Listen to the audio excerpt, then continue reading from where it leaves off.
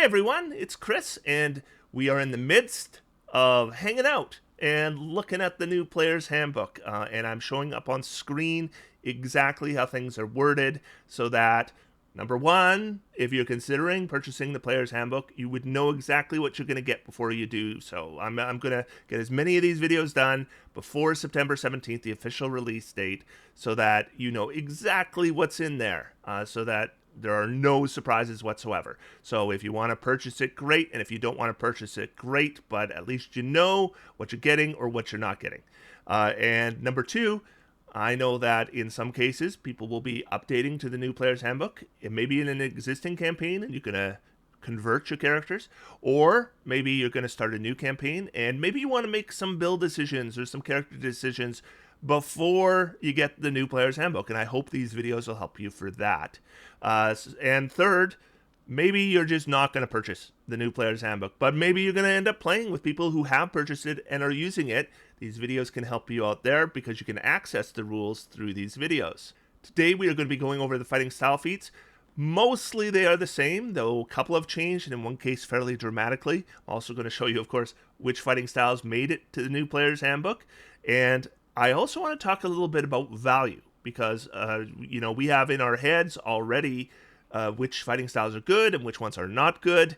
And even the ones that haven't changed, I think, have changed in value. At least some of them have, just because of the way the rest of the rules work.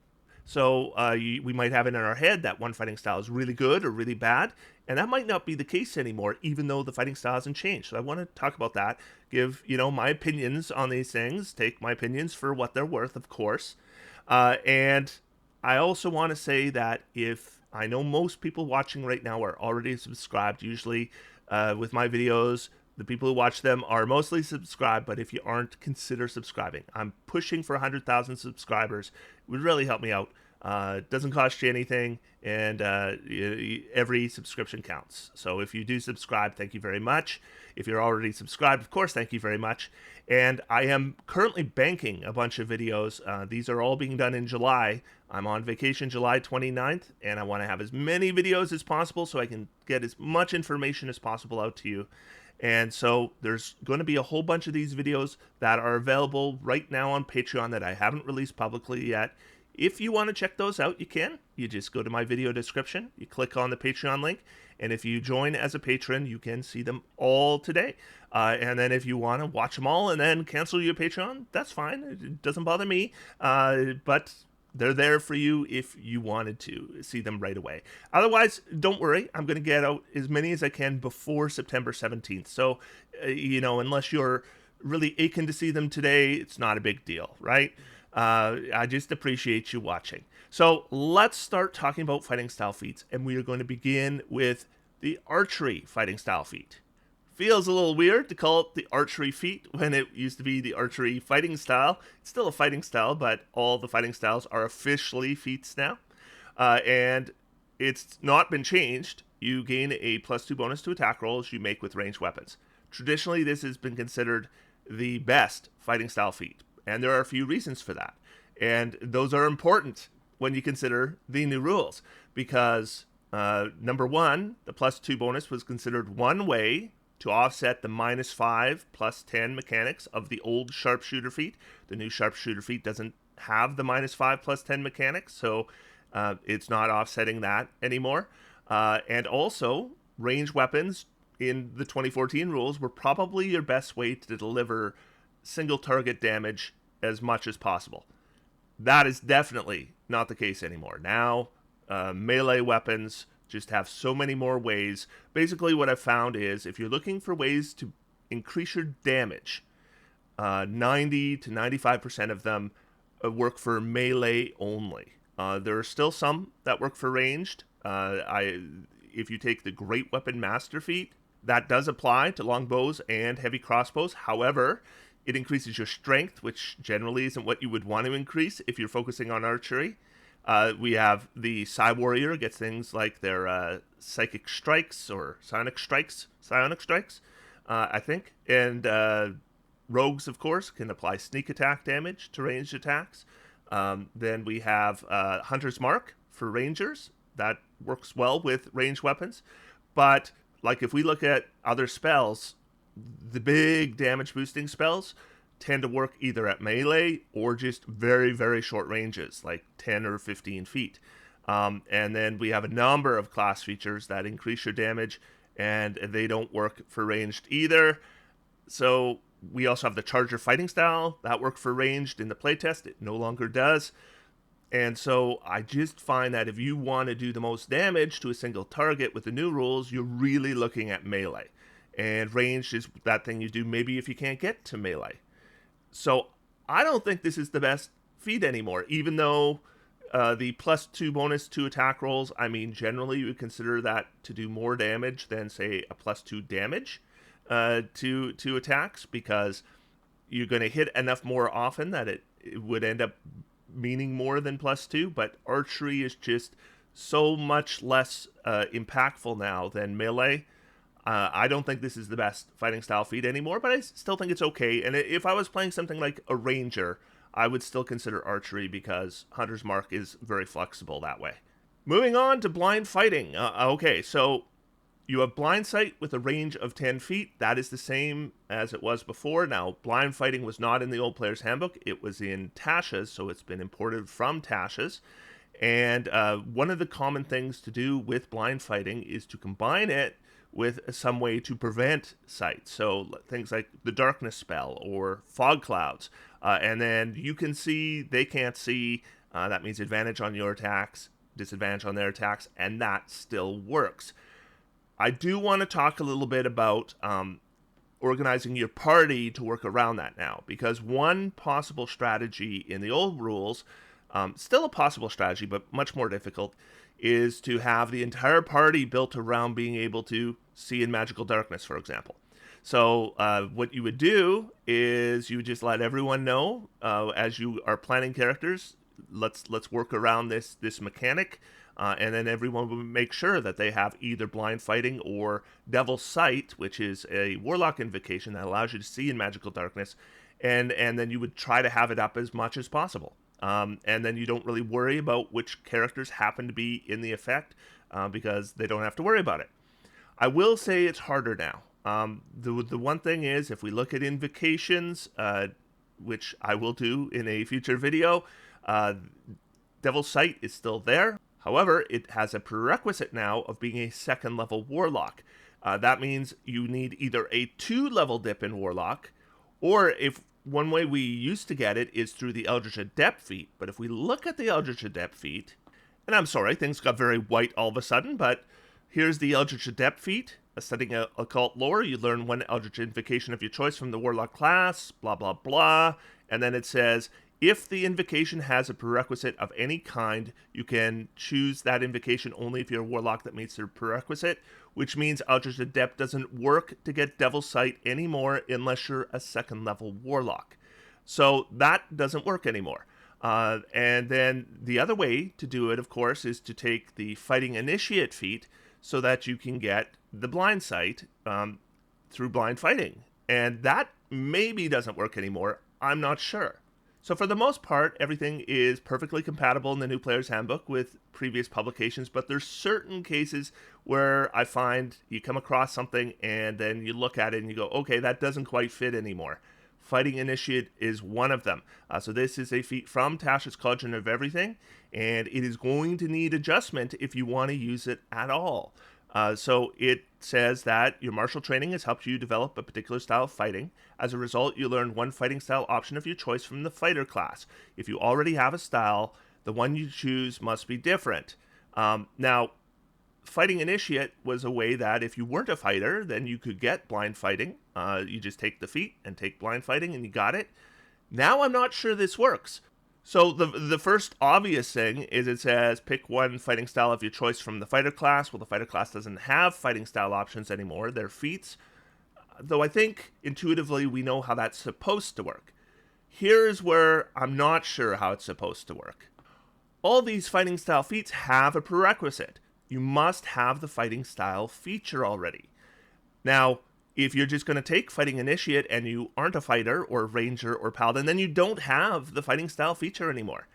Does the Fighting Initiate allow you to bypass that restriction? And if it does, then what's the point of the restriction? Because if I want any fighting style, I could just take Fighting Initiate instead of the fighting style feat, and then just take the fighting style feat. So either this restriction needs to be enforced or it needs to be ignored. There's no real in between there. If you're going to allow fighting style or fighting initiate, and you're going to allow it to select any of the fighting styles, then you might as well just ignore the prerequisite because you've created a loophole. So I'm not sure how that is supposed to work, and I guess you guys will have to figure it out at your own tables. But if you hold to the prerequisite that you must have the fighting style feature to select this feat, whether or not you select a different feat, then I think it's going to be a lot harder to build those parties around the darkness spell or the fog cloud spell, because Devil's Sight isn't as easy to get and blind fighting isn't as easy to get. Nevertheless, blind fighting is a good fighting style.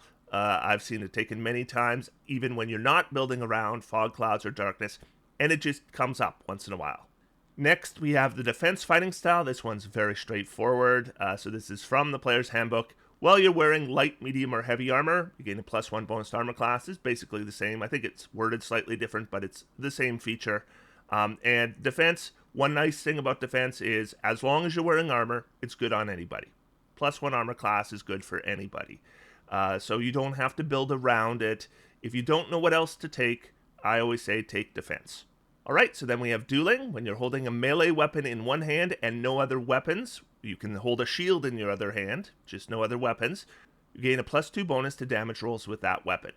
So once again, we're giving the damage bonuses to melee weapons. Now, in the previous rules, the sword and board style of play, which is like a shield and some kind of one-handed weapon, tended not to be very good because there wasn't a lot of ways to build around it, though Dueling was one way you could. There is a lot more now. You can do things like the Charger feat to get the additional D8 damage, and Dueling to get the +2 bonus to damage, and there's a number of other ways to get bonuses to damage, as well as other cool control things and defensive things you can do with weapon and shield now.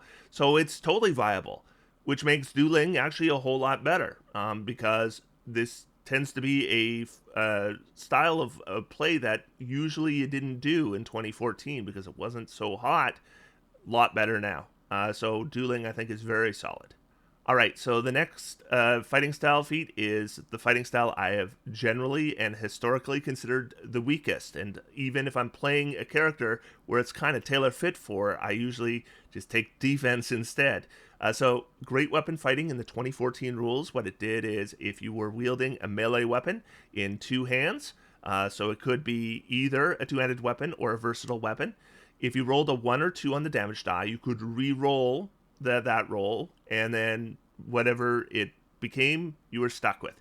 And the way that would work mathematically, actually, I'm going to get back to that. Here is the new version, because this one did change.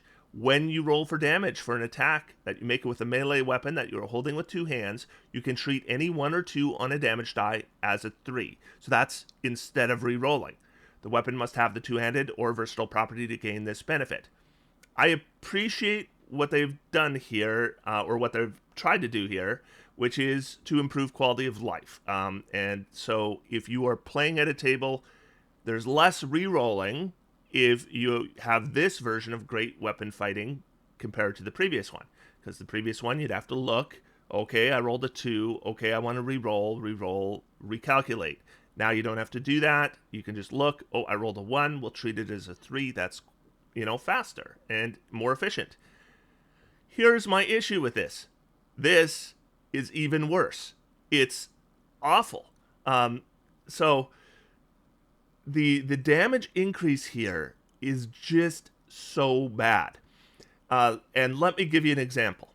So let's say you have a longsword and you have both hands available. So you can use it versatilely or you can use it in one hand. So what you could do is just do nothing with your other hand. Hello. And then you attack only with one hand. And then it does a D8 damage. Or you can use both hands and attack with it and do a D10 damage. So if you don't have a fighting style, two hands is better than one hand. But let's say that same character now has access to a fighting style. What do they take? Do they take Great Weapon Fighting to make that two-handed even better?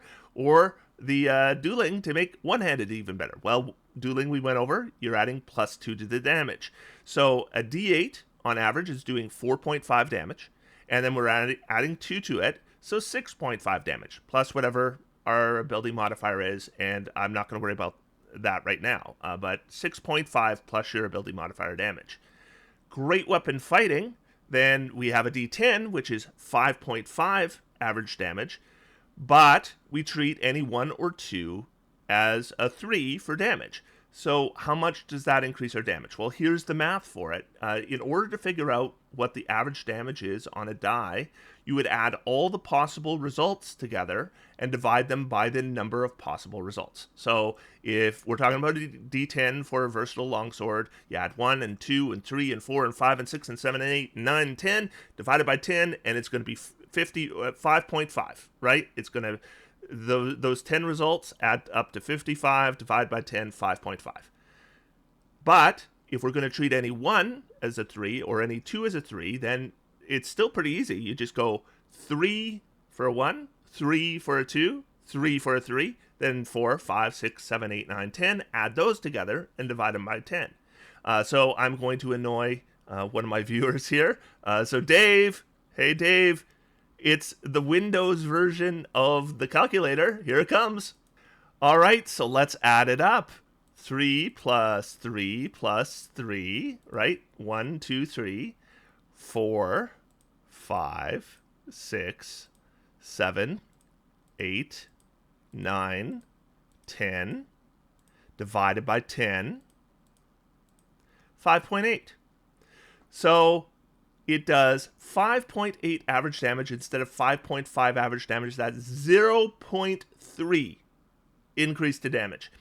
And Dueling is giving us a +2 average damage. And remember, 6.5 for one hand, plus your ability modifier.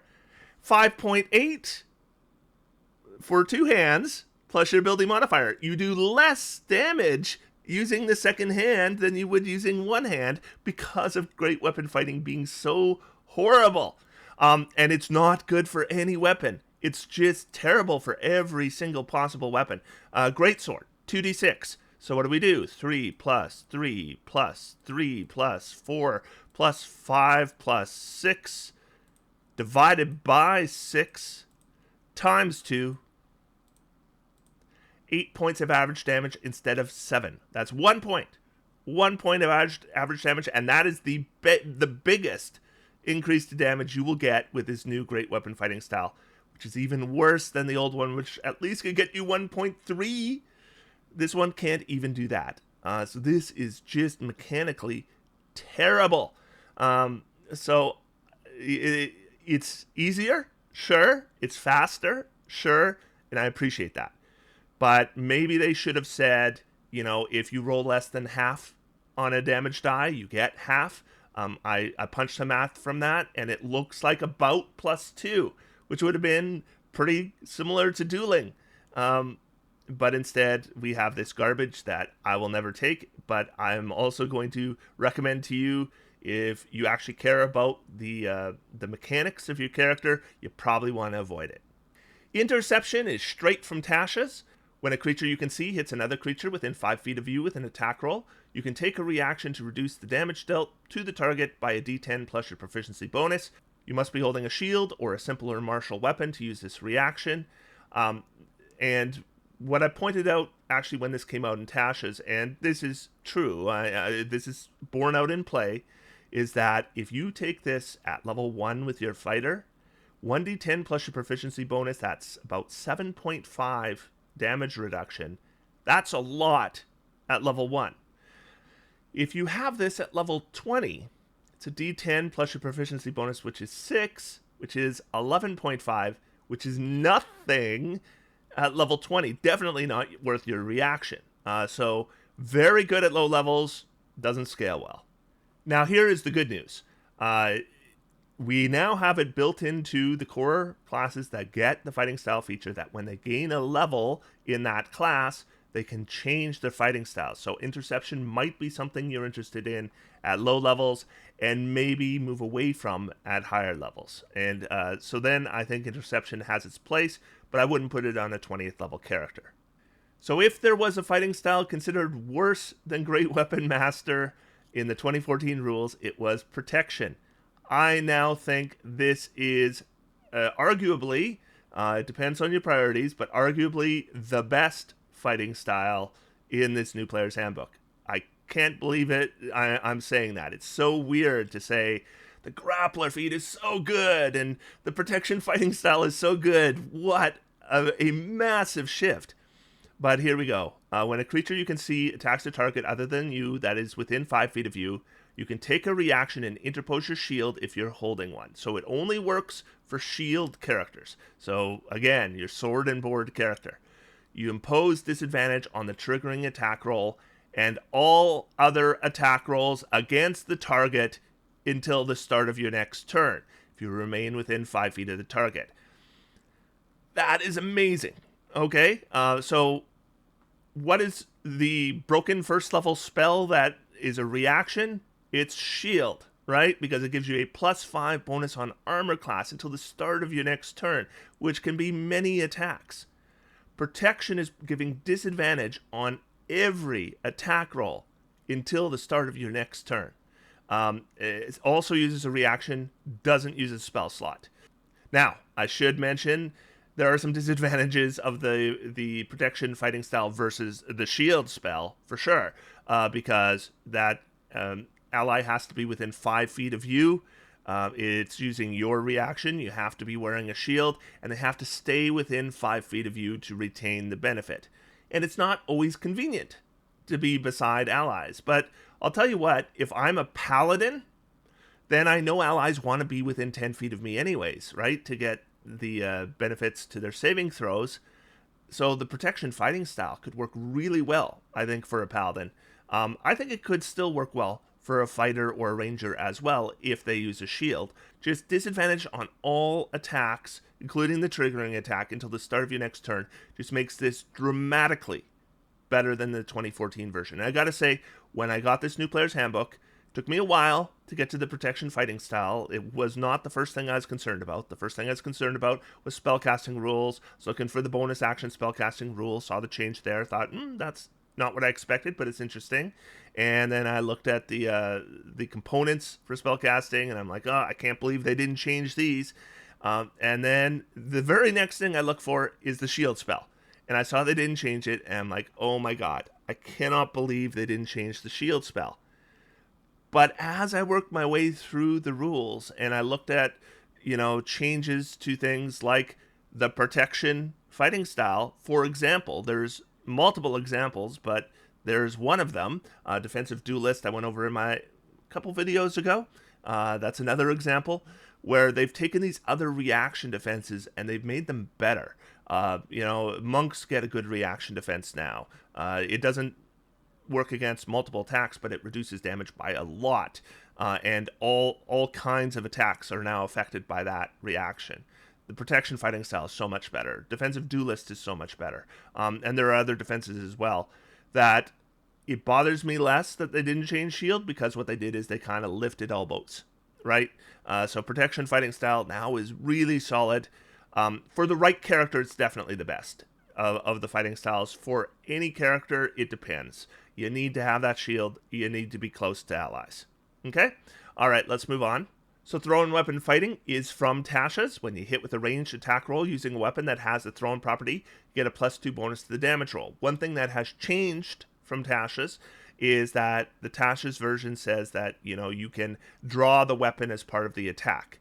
You can already draw the weapon as part of the attack under these new rules, so it's not needed to have that wording anymore, so they got rid of it, right? So it's just +2 damage to thrown weapons. And thrown weapons are really viable in the new rules. So like Dueling, I think thrown weapon fighting is really viable. I could definitely consider taking this if I was multi-classing with Barbarian or something. You can use Reckless Attack and Rage with thrown weapons now. And then, you add the thrown weapon fighting style for another +2 damage. You can start piling on the damage. So when I said ranged weapons don't do as much damage, I didn't mean thrown weapons. Melee weapons you can throw still can really bring the heat. In fact, more than ever.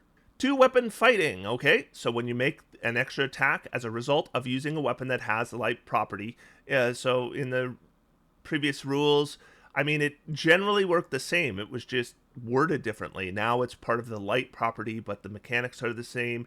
Of course, there's more involved because there's the Nick weapon mastery that impacts the light property, and there's dual wielder feat now that impacts weapons with the light property. But if you're not using any of those things, two-weapon fighting actually works the same. You can add your ability modifier to the damage of that attack if you aren't already adding it to the damage. This will include any attacks you make with weapons using the Nick property. So if you use the Nick property, you can make your offhand attack with a weapon as part of the attack action. You still get your two-weapon fighting bonus to that. However, dual wielder, I believe, is the exception. It's going to allow you to make an additional extra attack with a bonus action when you're two-weapon fighting, and I don't think that applies because it's not through the light weapon property. It is through the feat, which this doesn't say. So I don't think it adds to your extra attack through dual wielder, but it absolutely adds to your extra attack through the light weapon property, including if you're using the Nick weapon mastery. Unarmed Fighting, this is direct from Tasha's, hasn't changed, I'll read it regardless. When you hit with your unarmed strike and deal damage, you can deal bludgeoning damage equal to a d6 plus your strength modifier instead of the normal damage for an unarmed strike. If you aren't holding any weapons or a shield when you make the attack roll, it becomes a d8. And at the start of each of your turns, you do a d4 bludgeoning damage to one creature grappled by you. Obviously, if you want to make like a brawling character that's not a monk, then you probably want this feat. The only other way to, do good unarmed damage is Dance Bard or Monk. But if you are not a Dance Bard or a Monk, then Unarmed Fighting is your way to do it. Tavern Brawler can give you a D4 with unarmed strikes, but D8 obviously is a lot better than a D4. Now, I'll say that unless grappling is a central part of your character, you probably want to use a weapon or a weapon in a shield. Mechanically, it's just going to give you more options, but Unarmed Fighting does give you more options than it ever has before. A Paladin can smite with Unarmed Fighting now. A Barbarian can Reckless Attack and get the rage bonus to damage with Unarmed Fighting now. So there are a lot of ways to improve Unarmed Fighting that didn't used to be in the game. So you can definitely make a viable character, but if I was to take Unarmed Fighting, it'd probably be in combination with a grappling character. And I think it could be very effective. So for the right character, it's pretty good. So those are all the fighting style feats. I will move on to the epic boon feats in my next video. And then I think I did spell videos already, but it occurs to me I really should cover cantrips because there's so many changes to cantrips. So after epic boons, that's what I'm going to do. Otherwise, it's been fun talking to you again, and I'm working really hard to get as many of these videos done so that in August, I'm going to try to pack them together really tightly. I'm pushing for 4 videos a week, and that's the goal. So we'll see how that goes. Otherwise, till next time, I'm going to sit back and relax for a bit and have some fun. D&D is for everyone. Thanks, everybody. We'll talk to you soon.